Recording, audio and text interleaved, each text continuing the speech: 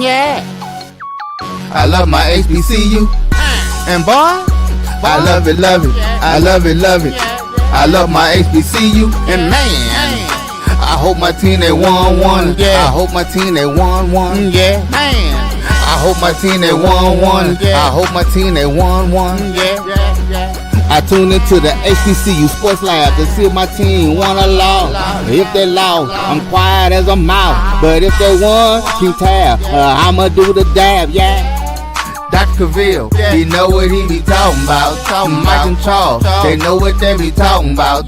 They compress the analytic data with this hip hop. If you know them like I know them, they gon' tell you if your team, if they won or lost, and who the ball. So listen to Professor, yes sir, and pay attention, cause he gon' teach a lesson.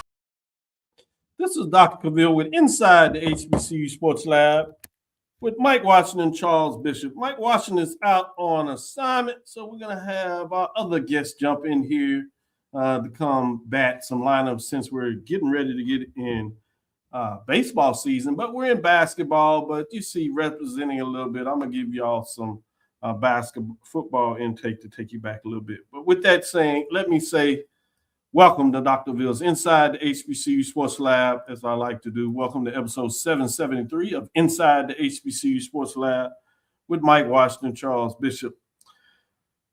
The radio show and podcast is covering the sporting HBCU dash for all things HBCU sports for institutions large and small, from the NEIA to the NCAA. We share insights and information on the HBCU sports culture, HBCU athletic aesthetics to facilitate the story of HBCU athletic programs in the business of HBCU sports. I'm your host, Dr. Kenyatta Cavil, along with my co-host, Mike Washington, Charles Bishop. Mike Washington, as I said, is out on assignment, but we have none other than Wilton Jackson II and A.D. Drew.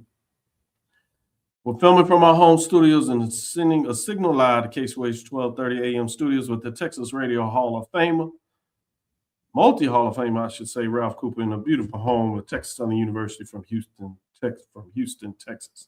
With that being said, let me bring everybody on so we can get this going.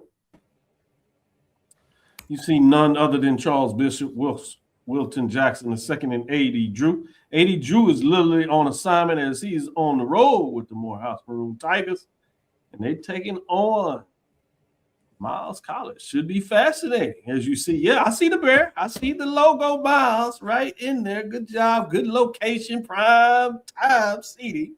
So we'll have Drew. So you'll understand as they're warming up a little bit, but he'll have the mic off. But when it's time to give us some updates, he'll do just that. But with that being said, Charles, how you doing today? I'm doing well, Doc. Doing well. I mean, we're kind of in the thick of basketball season. We got some interesting storylines up and going this upcoming weekend. So looking forward to kind of talking about it a little bit. I like that. Wilton Jackson II, how are you? I am doing good, Doc. Doing good. Glad to be on the show again. And like Charles said, it's the end of January going into February. A lot of big games coming up this weekend. One of them Drew is at right now. He gets the pleasure of sitting and watching. So we'll probably be getting some highlights and some updates from him during that game as well. Makes sense. With that being said, A.D. Drew, how are you? Pleasure will be determined if I meet first of all. Number two, the update won't be rolling because unfortunately we'll be off the air by the time this game tips off. But you can always go to MorehouseAthletics.com and click on the Watch Live link to check out the basketball game. No problem with that. Let me go back to you, gentlemen, as we allow A.D. Drew to move around. Don't you love it when people want to pay you some kudos or love, but you right focused and trying to do your show, and you're like, say, man, I appreciate that, but I'm working. He's like, huh? You don't know whether to cuss him out, say thanks Without fail. I'm just focused on what you're supposed to be doing. Because your mind's everything is like, all right, do not slip on this word. Do not slip on this word. Yep. With that being said, we kid everybody because they can. And people do it for the right reason. They want to say hello and acknowledge you, which we certainly appreciate. So that point is not lost on us. As you see, have my cricket celebration bowl. shirt on because it's a little cold, 1 and 2. I thought we dive in here and give some love to the Cricket Celebration Bowl. Obviously, Cricket MEAC Swag Challenge. But I'd be amiss if I didn't do that if I serve on the committee for the Black College Invitational Championship, BCIC. And it is moving forward as they start looking at some teams. It's that time to start sending out them early invitations for teams that are doing well. Mid-major division, like we like to call it, major division. They call it small and large division, if you would, about saying, hey, consider us. If everything don't work out, obviously your first goal is to go to the NCAA tournament. But if that's not the case, we do have a tournament for you to extend your action. So wanted to give a shout out to the Black College Invitational Championship representing on March 25th to 29th. It'll be at Virginia State University Multipurpose Center. Nice facility there. Many people recognize that as one of the best facilities out there, particularly at the Division II level. Some people have used that as their ammunition to say, what is Virginia State waiting on to take their TUS, if you would, to teams and programs to the Division I level FCS. And those same individuals are often ones that are pushing for them to join the MEAC. But that's a whole different conversation. And I don't want to spend more than we have to on that. So I'm going to go to you, Charles. What's some superlatives that you're looking at this week on Thursday, the 29th of January?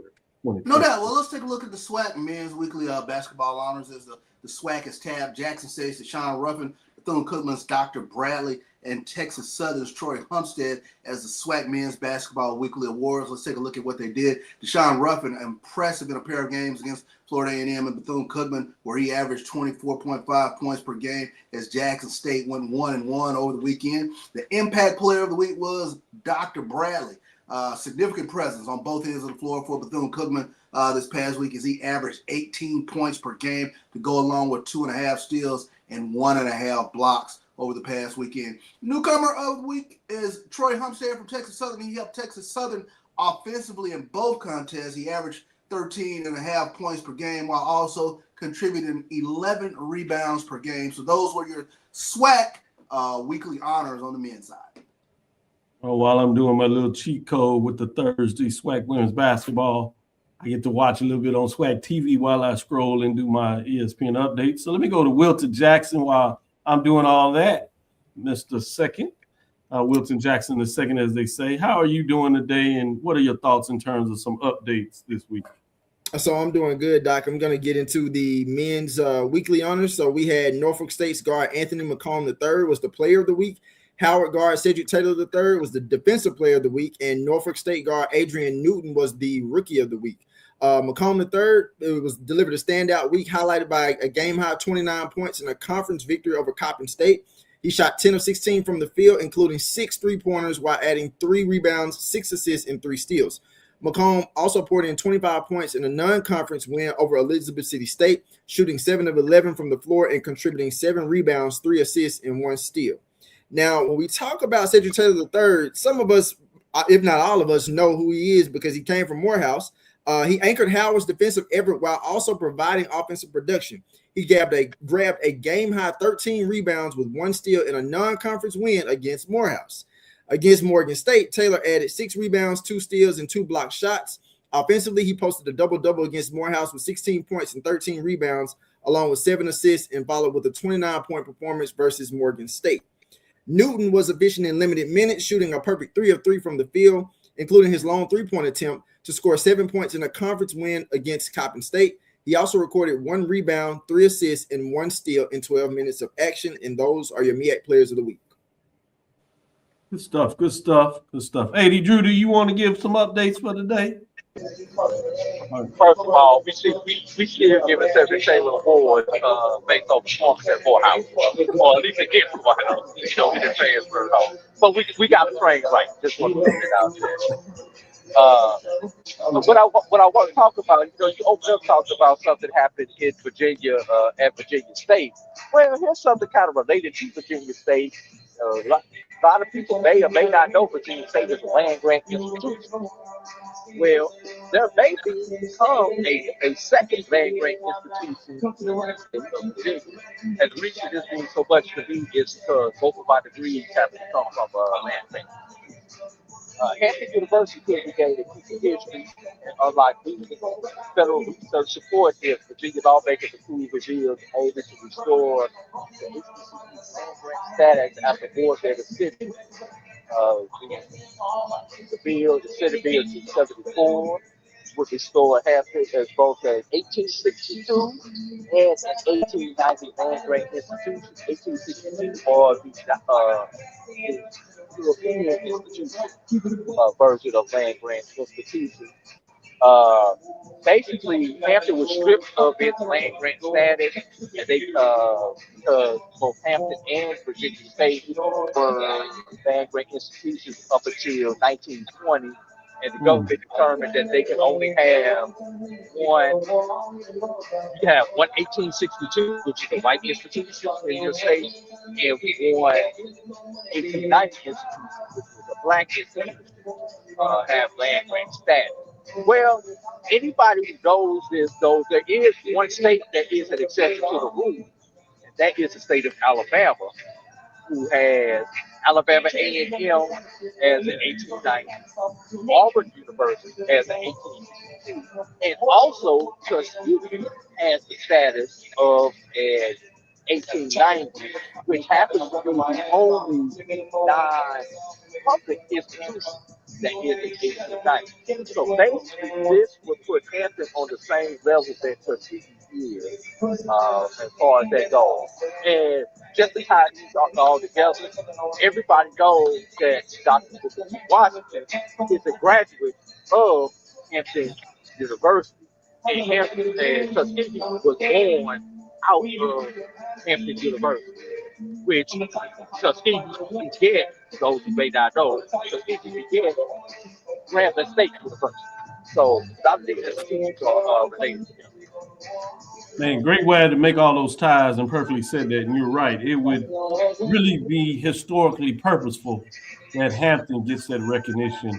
When you talk about the fact historically, the only state that has the two is Alabama in terms of public-private. Now you would have Virginia join that with a public-private. That would certainly be apropos in terms of the historical nature of HBCUs. Let's take our first break, turn on the other side. Let's get to our mid-major rankings. We're going to see if we can get two segments in. We'll do the one segment, do a quick segment, come back and see we do the major division so we can keep Wilton around to get both of those in there before he needs to get on to his next obligations. With that being said, let's take our first break. We'll be right back on the other side. This is Brian Fulford. AD Drew and I are co-hosts of the BCSN Sports Wrap. We talk about all things related to HBCU athletics. From the games, teams, coaches, and fan interest stories, we cover it all. You can find our shows on Facebook at BCSN Sports Wrap, YouTube at MyJBN Online, and everywhere you listen to podcasts like Anchor, Spotify, Google, and Apple Podcasts. You can also find the show on the Jericho Broadcast Network's app. Make sure to download. We look forward to you joining the conversation and being a part of the show.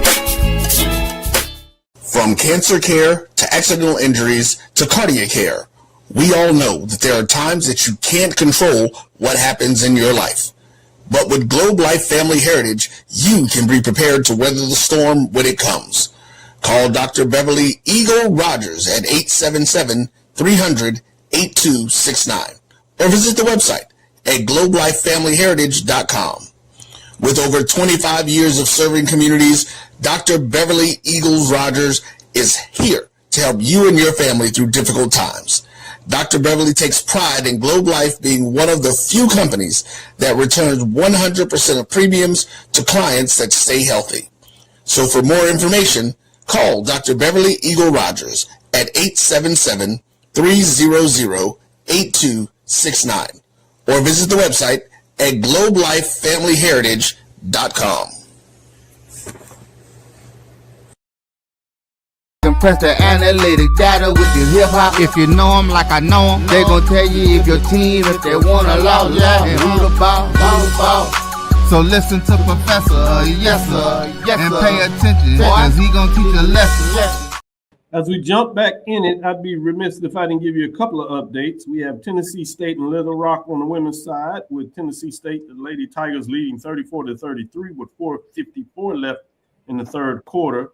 You have a lot of action in the SWAC. No games in the MEAC in terms of this week, but you do have 3 games set this Thursday night. You have FAMU at Alabama State, and Alabama State is up early in that contest 20-11 with 1:12 left in the first quarter. You have Bethune-Cookman on the road at Alabama A&M. Bethune-Cookman leads early in that contest 10-7. It is 1:13 left in the first quarter. And you have a rivalry matchup between 2 teams that just don't get along and play in the sandbox really well together. And that's Southern at Jackson State, 10-4. Southern is leading that matchup 4:42 in the first. With that, let's jump in here and get into these mid-major for the men, if you would. We'll look at the dropping out, if there were any, receiving votes, and then get into the top 5 as we do just that. We see that we don't have any dropping out. So let's get into those receiving votes in terms of what that looks like this week in terms of the matchup. You're going mid-base, right? No, that's the other one. You had it right, I think. Oh, that is the major division. Yeah, keep the mid-major. I'm sorry. Let's see if we have it, because I did send 2 versions. It was a second update because I updated. Let's see about receiving votes and see if we have that correct before we proceed. Yeah, that's it. So receiving votes, we have Morehouse Maroon Tigers sitting at 11-7, 11-3. The mid-major level with 32 points. We have Clark Atlanta Panthers right behind them, 12-5 with 9-4 conference record at this point with 24 points. Xavier Rush, receiving votes, they're staying right outside of the top 10, as you see, at 11-5, 8-3. That's them out of the Red River Athletic Conference. You have Stillman Tigers representing the NIA as well. They're at 11-9, 7-2 out of the HBCU AC. And then we go into the Division II out of the CIAA with the Shaw Bears. They're 12-4, 3-4, 13 points in terms of what they're getting done. Let's look at the top 5 on the men's side and see what's going on there. You won't see a lot of changes here. You have a couple of teams that may have flipped this week. We'll see what that looks like and how you think about that. But you do still have the top 5 in some type of order, starting with Philander Smith. The Panthers sit at 13-3, 6-1, 35 points there, as you see.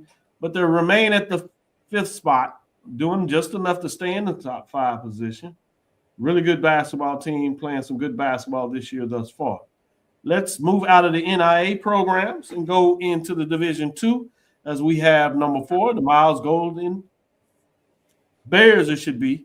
They sit at 14-4, 12-4, 49 points as they remain in the 4th spot as they continue to get it done. Moving to number 3, Tuskegee Golden Tigers sit at 14-4, 3-2. 2 first place votes, 54, but they dropped from the 1 spot this week, as some other teams are doing some really good work. They're still solid out of the SIAC, but let's see what your thoughts are as seeing who moved up. Number 2 is none other than Langston Lions, 15-4, 10-3, 3 first place votes, 67 points. They move from the 3rd spot, move up to number 2. We do have a new number 1. New number 1 is out of the CIAA. Virginia Union Panthers sit at 18-3, 7-2 in terms of the work they put in. 5 first place votes. They'll climb 1 spot at 78 to take down the former number 1. So this week, Virginia Union Panthers move up to the number 1 spot, if you would, a jump up there. In week number 4, I want to see what everybody has to say. I'm going to start with Charles because he most facial expressions. Everybody else is cool, calm, and collective. So Charles to see what is on his mind. And I guess the matchup is tonight. I guess with Morehouse and Miles, because I thought that was the one that I was kind of looking at with number 4. I was like, okay, yeah, 14-4, but. And it started making me think, what is the tougher division? Is it top heavy when you look at the SIAC with Miles and Tuskegee, or is it over there in the East with Morehouse, Clark, even Savannah State's sneaky good? But I don't know. I was curious about the number 4 spot. Good stuff. I'm gonna let AD have to pause a little bit because I think I know what direction he's going to. I would certainly like to say the top 2 teams are pretty solid, but I will get a chance to get AD to really break it down. But before I do that, I'm gonna let the other expert here at the mid-major level, Wilton Jackson II, provide his thoughts on the top 5 and then squeeze in his framework on which division out of the SIAC is the toughest and why. So I'm looking at this top 5, and I know it could be a little bit more biased to the fact that I may watch a little bit more SIAC and CIAA versus some of the other smaller conferences, like within Langston and with Philander Smith. Because number 5, like I guess in my mind I'm thinking like, okay, could we easily we have Miles in here? Could we slightly put Fayetteville State in this mix?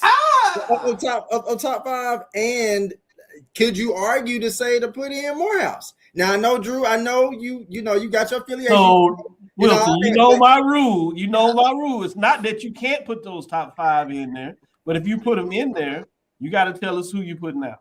Yeah, I'm dropping Philander Smith at number 5, and then I would probably drop Langston. So I that's just me.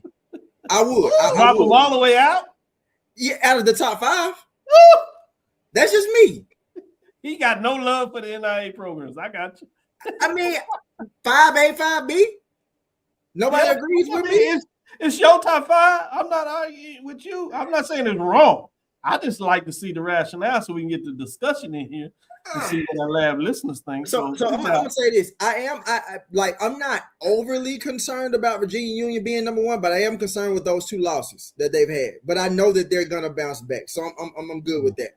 Okay. Tuskegee, I think, is a problem. And again, Morehouse is about to play them coming up.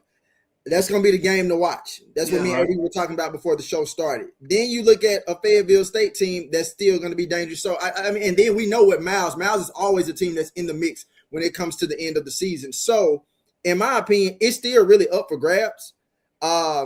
But again, I'm probably gonna have my eyes a little bit more closer on Virginia Union and Tuskegee for sure, especially Virginia Union because of those 2 losses they just had. Absolutely, yeah. Good stuff. Let me go to you, AD. Good stuff. Good comments, Wilson. Good comments. We'll be happy when you said Robert Philander and possibly Fayetteville State. And Law Street, what you said, removing Langston completely out of the top 5, though. Just want to let you know that. I would put you up until that point, though, man. I was still riding or dying, dog, but I got to saw him. He was shaking his hand and he almost fell off into the stands. Now, I think guys questions about that, though. And I'm trying to be as impartial as I can, despite the fact what my chest said. All right. Now, to the positive of what you have on here, Morehouse is a living here along with Miles. Thank you. But yesterday, week to week poll got to the team. I like these. Miles has lost within the last week. Tuskegee has lost within the last week. Yeah. Morehouse's last loss was in 2025, Dr. Cavil. Morehouse owns HBCU men and women's team. The longest current win streak in HBCU basketball, men or women, or any level.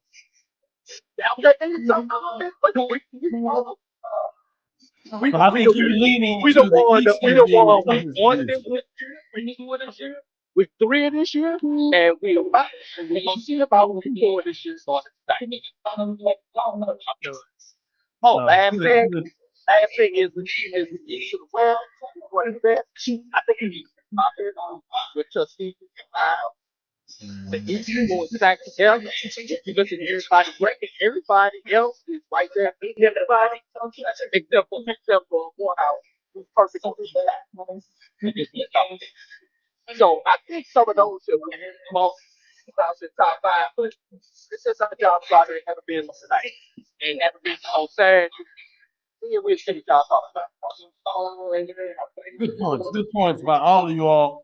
Charles, I think AD did a great job, and Wilton shook his head. So right now, you need to look at the East in terms of deeper, but the tougher teams, at least in terms of a top two race, and from that perspective, are in the West. Let's take our next break. We'll come back on the other side.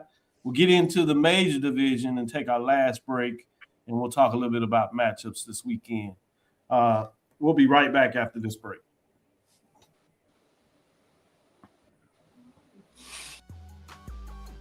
This is the Dean of the College of HBCU Sports, Kenyatta Cavil of Dr. Cavil's Inside the HBCU Sports Lab with Mike Washington and Charles Bishop.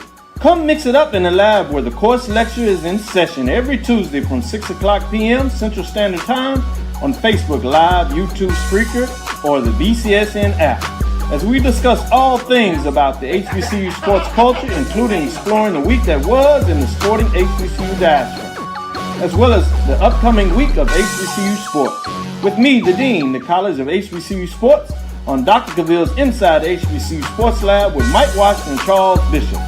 Course lecture dismissed. Looking for the ultimate cultural experience of 2026? The Zora Outdoor Festival of the Arts is where you need to be. From January 30th to February 1st, Eatonville, Florida will come alive with incredible live performances. Immerse yourself in interactive art. Shop from over 80 vendors. Take a journey through history with a new virtual tour app. And enjoy family-friendly STEM activities. Plus, don't miss the unforgettable R&B tribute to the legends. This is more than a festival. It's a celebration of Eatonville's rich cultural heritage. Visit zorafestival.org for tickets. You're looking for compress the analytic data with your hip hop. If you know them like I know them, they gon' tell you if your team, if they wanna loud, and who the ball. So listen to Professor, yes sir, and pay attention, cause he gon' teach a lesson. So let's jump right in here and bring up the major division and see if it's just as hot and controversial with the teams maybe starting to separate themselves a little bit now. I know the last couple of weeks we had a lot of up and down mixture of what was going on there. This week is stable, at least the top five. So I want to get your thoughts on this. So nobody drops out, as you can see. But look at receiving votes. Maybe you have some consternation on this part, or maybe it's in the top five. Teams looking in to get in there. Tennessee State Tigers, 6-2, playing really good basketball. Had a good past week. We'll see if they can keep that momentum forward. If so, they're likely to probably crack into the top five again. But they sit in the sixth spot, if you would, essentially right outside with 42 points. Then you have the Alabama A&M Bulldogs, 4-3, 38. Decent trip over here into Texas, at least getting a victory. You have the Southern Jaguars sit at 4-3, 29. They had a big victory for themselves as they got it done. Texas Southern has bounced back as soon as we wanted to put a little dirt on them. They came home for some good meals and got some W's against Alabama teams that were playing pretty well. They took two. UAPB Golden Lions will not go anywhere. They find a way to stay in the mix. They have a pretty good win on their schedule. They were able to get one, if you would, from Southern. So they sit at 4-3, 21. So maybe people have some difference in terms of flipping Southern and UAPB because of the head-to-head. We'll see what you say there. But let's get in the top five to see where you really may have some interest. Last week, Central was number one, but they've dropped and hadn't played because of the weather. But they do stay in the top five, and they stay in that fifth position. North Carolina Central sits at 3-1 in the top five this week with 60 points. Moving to number four, you have Jackson State Tigers. They've woken up, playing some good basketball. Had a tough one in Florida, but they get one or two, a big one against FAMU that was playing really well. They got blew out, if you would, against Bethune-Cookman. It looks like Bethune-Cookman is rounding into shape. We'll see what that means in the poll this week. But Jackson State Tigers sit at 5-2, 7-4, bringing us into number three. And this will be interesting to see if people want to flip these two teams because of the head-to-head, particularly with the road. The FAMU sits in the third spot. No changes here. 5-2. Some people think they should be higher and have a first place vote there, which I'm intrigued in seeing who snuck that in the poll. But it is a pollster, 86 points. Surprising nobody said Jackson State was number one. But see, some people play fair in the sandbox. Number 2, we have Bethune-Cookman Wildcats, 5-2. 4 first place votes as they've climbed a little bit. 103 points. They sit at number 2, but they add a first place vote. Playing really well in terms of what that looks like for them. And they actually sit at 6-1, I should say, holding the number 1 spot in the SWAC with a game separating them between FAMU and Jackson State. Bethune-Cookman does have the head-to-head win over FAMU, even though it's a close contest on the men's side.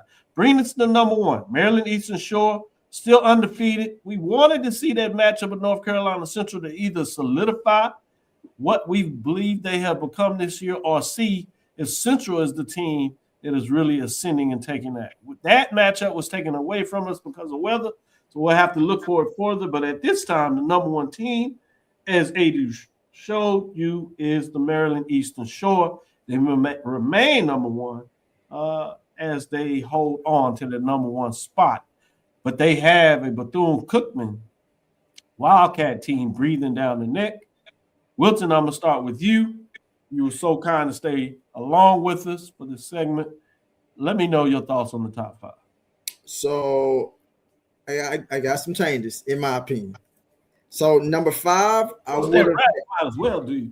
I got to give you some changes. For me, for number 5, I would have had FAMU over North Carolina Central.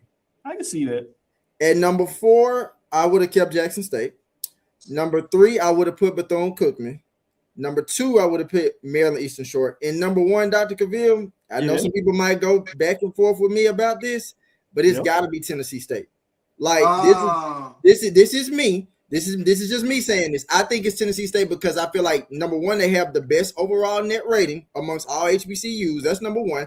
Number 2, they're second place in the OVC right now. I know they don't play a lot of HBCUs, and I know about the loss that they had to Alabama A&M in non-conference. As long as you put that in there. I understand it, but teams get better over time. But overall, when you start looking at, if we collectively using all HBCUs, and Tennessee State is an HBCU, you almost have to give them the number 1 spot in this particular category. Because here's the thing that I pose to all of y'all. Are we for sure certain that Maryland Eastern Shore is still going to be number 1 by the end of the season? Will we give the chances of saying Tennessee State won't win the OVC, give a better chance to Maryland?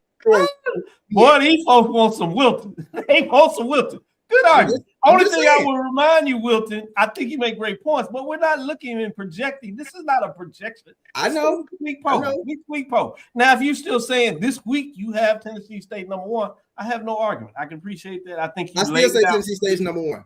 And you made the point that you are aware they lost to Alabama A&M on the road, but you like everything else they've done at this point. So I appreciate that take. Charles, since you were chomping at the bits just a little bit more than AD, I'm going to let you start before I go to AD so we can close out this segment. I think Wilton's on to something with Tennessee State. And they got a great opportunity. They're playing at home this weekend to get to 8-1 or 7-1, I believe, in conference play. But I think they have 2 winnable games. I think they've only lost 1 game at home, if I'm not mistaken. So I was definitely looking for Tennessee State because I got them pulled up here on my big board. So I was like, yeah, we're going to talk a little Tennessee State basketball tonight. And then to not see them, it kind of threw me off a little bit. So now I'm kind of reconfiguring things there, looking at the top 5. But, I was looking for Tennessee State. I think this is a huge weekend for Maryland Eastern Shore, especially taking on Morgan State. That's a game that I'm looking forward to. I know we'll talk about it in the next segment, but I want to see if they're for real because I think at this point in the season, the parity is so good, I can't really separate out teams really well. And I'm really having a difficult time. I mean, I could slide Jackson State anywhere from 2 to 5, but I don't know who they are from week to week because they get a good win against Florida A&M and get blown out by Bethune-Cookman. That just, throws things off for me. And I think the team receiving votes, their guard play has gotten so much better. It's going to be a very interesting weekend with regards to just looking at if Texas Southern can get things up and going. they're gonna be up. They're gonna be in their top 5 the rest of the season because I think they got some things that that really impressed me, especially with the newcomer of the week, Troy Humpstead, what he's able to do, how he's able to control the game, and a guy like Alex Anderson, veteran presence out there on the court, who can really slow things down for them and get them into their offense, and they're starting to get some players back. But right now, I'll go with this. I like these teams. I like what they're doing thus far, but we got some more season to go. AD, I hadn't forgot about you, but we're going to take this quick break. I want to bring your thoughts because you had the most lather up on the next side. I want to take this final break. I do want to say this about Tennessee State. I'll hold it and bring it back. And it's a little bit about that SIU loss on the road. I know it's on the road, but I can't get over that loss. The SIU. They got them coming back up too. Yeah, if they hit them again, and like you said, they get 2, then I think your argument starts to float where they are. But I can't get over that loss they had a couple weeks ago. Let's take our last break. We'll come back on the other side and let AD shine to give his thoughts, final thoughts on the top 5. For over 30 years, HBCU Image has been more than just an apparel store. We've been a movement, a statement, a legacy. We celebrate the pride, the purpose, and the culture that make historically black colleges and universities legendary. Whether you're a student or a lifelong supporter, our gear lets you wear your HBCU story with confidence and style. Because when you wear HBCU Image, you're not just wearing clothes. You're wearing culture. You're wearing pride. You're wearing purpose. HBCU Image, a Kenny T's company. From cancer care to accidental injuries to cardiac care, we all know that there are times that you can't control what happens in your life. But with Globe Life Family Heritage, you can be prepared to weather the storm when it comes. Call Dr. Beverly Eagle Rogers at 877-300-8269 or visit the website at globelifefamilyheritage.com.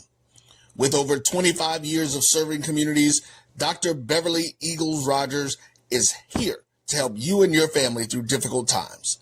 Dr. Beverly takes pride in Globe Life being one of the few companies that returns 100% of premiums to clients that stay healthy. So for more information, call Dr. Beverly Eagle Rogers at 877-300-8269 or visit the website at globelifefamilyheritage.com. Compress the analytic data with your hip hop. If you know them like I know them, they gon' tell you if your team, if they wanna lose, and who the ball. So listen to Professor, yes sir, and pay attention, cause he gon' teach a lesson. Dr. Bill's inside the HBCU Sports Lab. You know, AD has been a game changer. He's been a team player. Mike is on the road. Sometimes it's Brazil. Sometimes it's Philadelphia. It's cold right now, so I wouldn't be surprised if he found a way to sneak down to Brazil to warm up a little bit. Some people like to catch those planes this time of the year and leave when they get them cold fronts coming in. So some of us had ability and some of us don't. I would say some of us have a rationale that they can do it. Others probably shouldn't be leaving, but that's a whole different conversation. But with that being said, let me go to AD Drew because he's been quintessential to make sure we get it done. I wanted to give him a little bit of his own time since he was making all those faces over there. AD Drew, what's your thoughts on the top 5, in particular, those saying that Tennessee State should be number 1? First, I got to start off, and I hate he's not here to hear this, but I'm not saying anything. That's probably good. He won't behind his back that I wouldn't say to him in this place. A snapshot segment of this, you know what I'm saying? Well, I'm not talking about this. Is not Steve Gator, so I got a chance with this. All right, but you know what Wilt sometimes reminds me of? You ever see that nice car on the lot, got the rims, engine purring, and all that stuff? Yes. And then you take it out on the test ride, and the thing don't have no shocks on it. That's what Wilson is with his comments. It look good, and then you go ride and be like, nah, I can't do this one no more. But while I do agree, there's a good argument to put Tennessee State in. They can't be number 1, Will, and I'm gonna tell you why. There's only one team up here that you can say and after that first number. And that's Maryland Eastern Shore. That's number 1. Number 2, Everybody else in the top five and in those receiving votes all have that one loss, minimum one loss on their record that we can't get out our mind right now. Jackson State, I can't get Bethune Cookman out my mind. For FAMU, I can't I can't get the Jackson State loss out my mind. So everybody has that loss, Bethune has that loss. Everybody has that loss. Texas Southern has had some bad loss. Everybody's had some great wins. Yep. But those bad losses that each of these teams have had automatically, until Maryland Eastern Shore loses a game, would not let me vault any of them past Maryland Eastern Shore. And speaking of that Jackson State, I mean, yeah, I know Jackson State beat FAMU head to head, but it was something about Saturday that made it tough, despite the fact that it was a competitive game between Jackson State and Florida A&M. But when you always get a 40-piece put on you in basketball, once again, I can't get that one put out my head. That's really the only reason why I would put FAMU over Jackson State, despite the head-to-head from Monday, Charles. I just want to let you know that. Other than that, I do agree. You would have voted Jackson State over Florida A&M. I get it. Makes sense. I know a lot of folks were not happy about Jackson State lost to Bethune-Cookman on ESPN, I believe it was, right? So it's national. And then the Wildcats, they really are active on social media. I heard they were poking the bear a little bit. Does Bethune-Cookman have to go to Jackson this year in basketball? Yeah. Or is it just a one? Oh, so that will be one to keep on the radar. They return. Yeah. Let me take a look at it, be sure. Yeah, on the date. Let me know what that is. While you're doing that, I'm going to give a quick updates before we get into our thoughts on some of the men's matchups this weekend. Tennessee State is down now. It is in the fourth quarter. 6:23 left with the score. Little Rock 49, Tennessee State 44. Let's give you some SWAC updates of these games here. We have FAMU at Alabama State. Alabama State is now leading at home 35-25 with 3 seconds right before half. You have Bethune-Cookman, as we said, on the road at Alabama A&M. Alabama A&M has now taken the lead. They lead 25-19. Again, it's 25-19. That's right before the half with 12 seconds left. Then you have Southern that is taking a little bit of a lead, commanding lead, if you would, I guess, over Jackson State. It is currently 30-14 with 3:43 left in the second quarter. Be fascinating. Jackson State will continue to push and see if they can have one of those type of comebacks in the second half. That's legendary. With that being said, let's get into some of these men's matchups and see what these gentlemen think as we talk about these games. We're going to start with some major division. Drew, do you have any major division teams that are interest this week, matchups that catch you up? Obviously, I would be remiss as you are thinking about that if I don't point out that Winston-Salem State women, we talked about that Fayetteville State matchup. Fayetteville State on the men's side first, since we're talking about men's basketball. Boy, they are tomahawking some teams out of CIAA. So they get the win big time over Winston-Salem State. But what really was the notice of for a lot of folks on the women's side is Fayetteville State got it done against Winston-Salem State and gave them a loss, first conference loss, which was fascinating to think about that. With that being said, Drew, a couple of D2 matchups, NIA matchups that we should keep our eyes on. And then I'll come to Charles and see if there's any, if you agree with them or any different ones that you want to keep your eyes on. You on mute, AD. Can I start with my SWAC and my B-axis? Those are the pages that I have up, Dr. Kabir. Then I come back to the lower level. In the B-act, it's got to be Saturday. I just lost my spot. It's got to be Saturday, Norfolk and Howard on the women's side.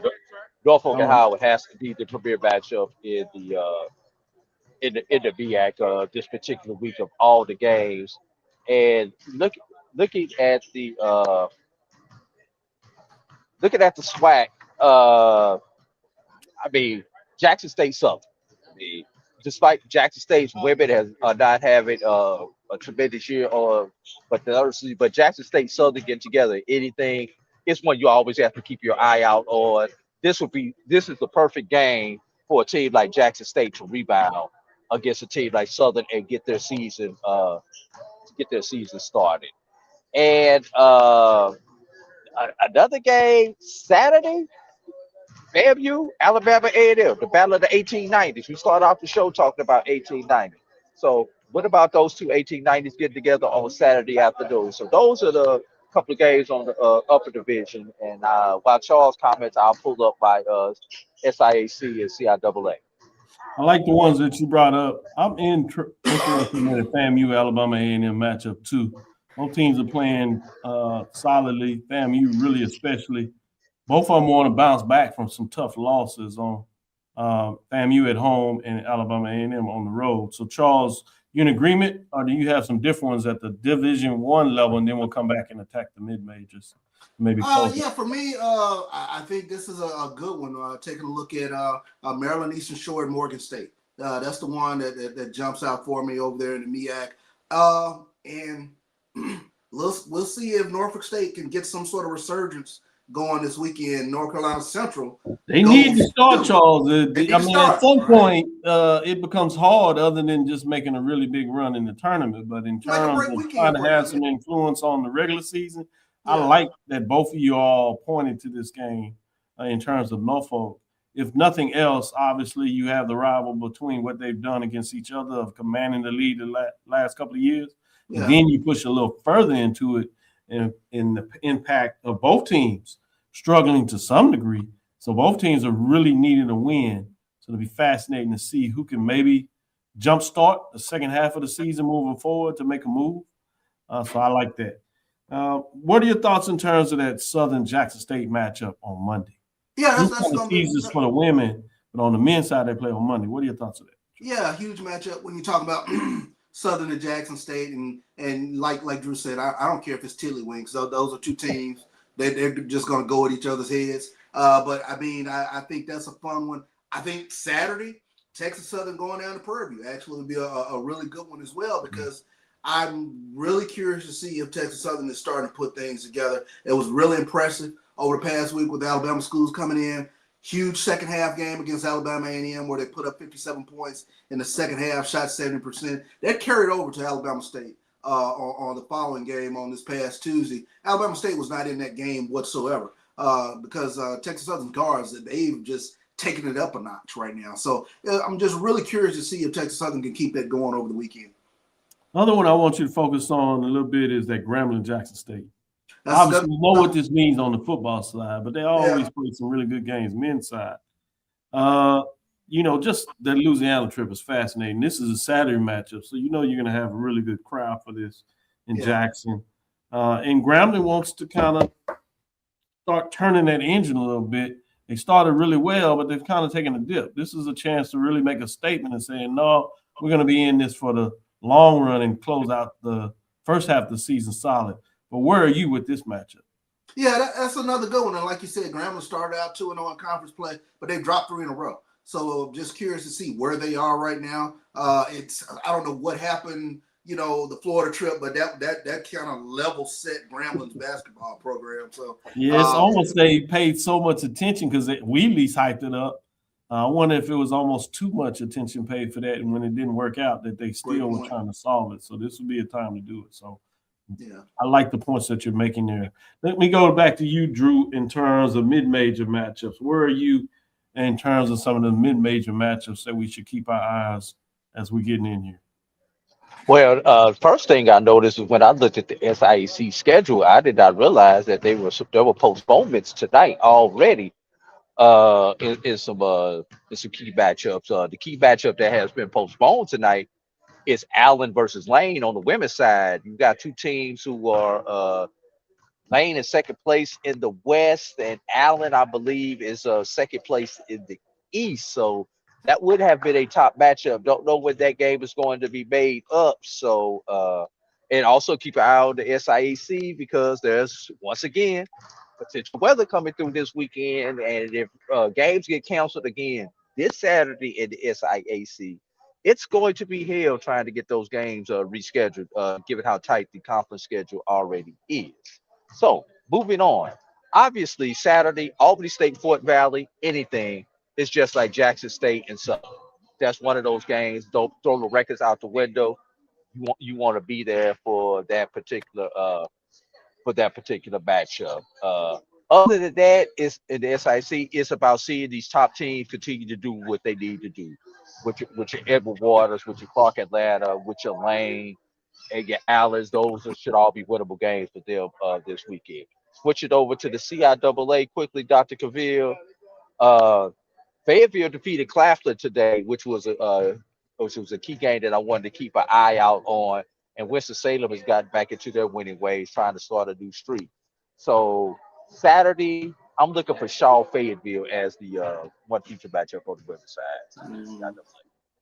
Yeah, I'm also interested in that you have the Grambling State, Alcorn State game, if you would, move to Monday for the women.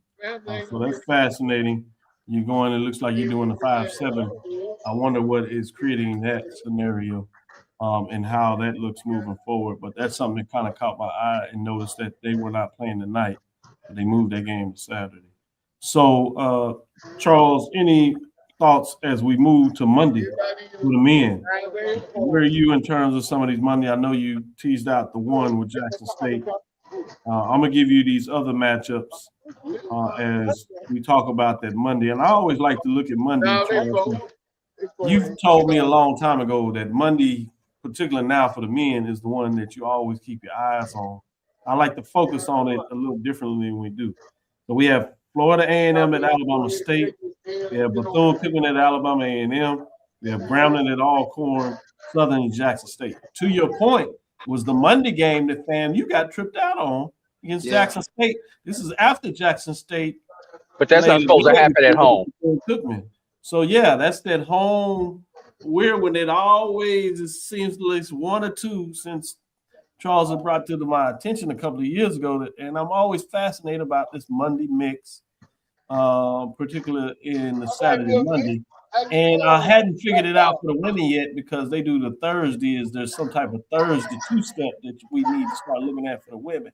We need a little more data points, as Mike would say. But with that being said, again, in terms of looking at those Monday matchups, I'm fascinating to see when you say FAMU at Alabama State, Bethune-Cookman at Alabama A&M, Grambling at Alcorn, Southern at Jackson State. The men don't have their normal rhythm because they'll have to wait for the women's game. Will they work in their favor or will they change things? Where are you with some of these Monday matches? That's interesting, look-see. But I think this Monday, Bethune-Cookman at Alabama A&M, I'm really interested to see what might happen in that game. I think you taking a look at a Bethune-Cookman team. This is a huge weekend for them to kind of separate themselves, because right now it seems as though everybody's just right there with Bethune-Cookman. But if they go 2-0 this weekend, I'm very comfortable coming out of that saying, you know what, they're a team to go after now. They have a dynamic team, and who we thought they were in the preseason. Yeah, they started to show it. They stumbled maybe a little early, but they got the wins, most importantly, but close to a lot of folks. Now they seem to be hitting on chord and stretching things out. Got key players back, as we know, and now it seems like there's some rhythm, and you know how challenging it is always to go into Daytona. You add that mix in there. Woo-wee. Drew, let me give you the final thoughts before we shut it down. Yeah, I was looking at the women's schedule, but I was looking at this instead of the men. Obviously, on the men's side, Saturday, Morehouse, Tuskegee. Gotta be the game of the week. If we had a game of the week on that major net or any of the four-letter networks, that would be the game that would be picked up, especially when you're talking about first place versus first place, going heads up. So good call. That's got to be the key marquee game. And just one last one on the men's side. Union gets the benefit because of the schedule swap. They're actually off this weekend, so just get the weekend off. Something that does not happen too often in this in basketball. We actually get a Saturday off, so I hope you can enjoy that. Yeah, good stuff. The one I'm keeping my eyes on is Fayetteville State. They're playing some really good basketball right now on the men's side. So keep your eyes on Fayetteville State as they seem to be turning the switch, much like we see Bethune-Cookman on the major division. That's one to keep your eyes on the mid-major. I love the matchup you said with one-on-one, East-West, in terms of Tuskegee and Morehouse. We know that rivalry on the football field. Now we get to see it translate on the basketball court. With that, we'll give it a close. Thank you for listening to Inside the HBCU Sports Lab. Make sure you share our podcast with friends and colleagues. I am Dr. Kenyatta Cavil, the Dean of HBCU Sports, coming from Inside the Lab in the College of HBCU Sports with Mike Washington and Charles Bishop. Again, we want to thank you for listening to Dr. Bill's Inside the HBCU Sports Lab with Mike Washington and Charles Bishop. Milton Jackson is second, giving us some time, and A.D. Drew always coming in on the cut, even when he's doing double duty on the road there in Fairfield, Birmingham greater area for the SIAC matchup with Morehouse Miles. You guys on that. We join you every Tuesday and Thursday at 6 o'clock Central Standard Time. We look forward to next week as we discuss the latest news in the lab.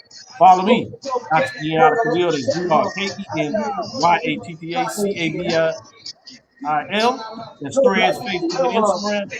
Inside the HBCU Sports Lab 1 on Facebook, Inside the HBCU Sports Lab on YouTube. Charles, I get to go and watch my new setup wall, just saying, hey, man, I'm like this Saturday. The HBCU wall. A big deal, big deal. It makes a difference when you get your home weekends and able to watch the games like that. A.D. Drew, you started a little bit.